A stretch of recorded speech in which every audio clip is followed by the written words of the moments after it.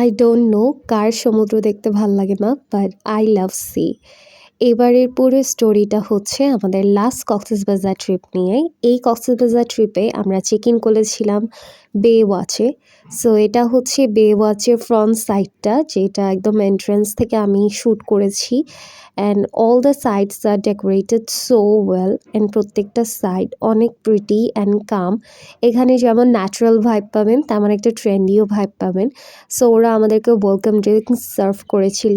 It's maybe was the lemonade and it test was good actually. আমরা 2:30 দিকেই আমাদের রুমটা পেয়ে যাই। এই রুমটার ভিউ ছিল সি ভিউ। একটু টপ ফ্লোরে থাকায় খুব সুন্দর করে সিটা দেখা যাচ্ছিল। আর এই রুমের পার নাইট কস্ট ছিল 35K, অ্যাজ এটা একটা ফ্যামিলি কানেক্টিং রুম ছিল। অ্যান্ড প্রত্যেকটা জিনিস রুমে একদম পারফেক্টলি ছিল, অ্যান্ড আমার বেসিক্যালি এই ব্যালকনিটা বেশি পছন্দ। অ্যান্ড এখানে 2টা রুম বেসিক্যালি দেখতে অনেকটাই সেম। একটা কিং সাইড বেডও ছিল। সাথে ওরা আমাদেরকে কমপ্লিমেন্টারি এই স্ন্যাক্স অ্যান্ড পানি সার্ভ করে। সাথে টি কফির সবগুলো জিনিসই ছিল। দেন আমরা চলে যাই সুইমিং পুলে।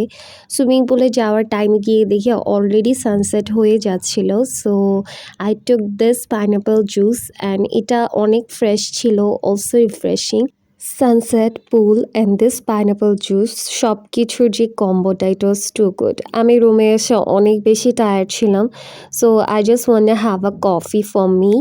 সো ওদের কফি যে এমিনিটিসগুলো দিয়েছিল সেগুলো দিয়ে আমি একটা কফি বানিয়ে নিচ্ছিলাম। আর বাইরের স্কাইটা এত সুন্দর হয়েছিল, আমি জাস্ট কফি এনজয় করতে করতে ওই স্কাইটা দেখতে চাচ্ছিলাম। অ্যান্ড কফি বানাতে গিয়ে আমি একটু হ্যাসেলও পড়ে যাই just for the flask, and lastly I just make it my coffee for me. And look at the sky, সুবহানাল্লাহ, এত সুন্দর মনে হচ্ছিল কেউ পেইন্ট করে রাখছে। It was super super pretty good, and I just enjoyed my coffee with this view, and I just love ইট।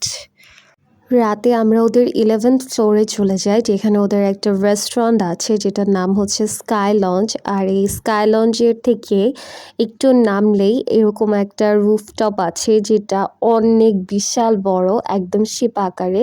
আর এটা হচ্ছে ওদের স্কাই লঞ্চ রেস্টুরেন্টটা, যেখান থেকে আমি একটা মকটেল এনজয় করি।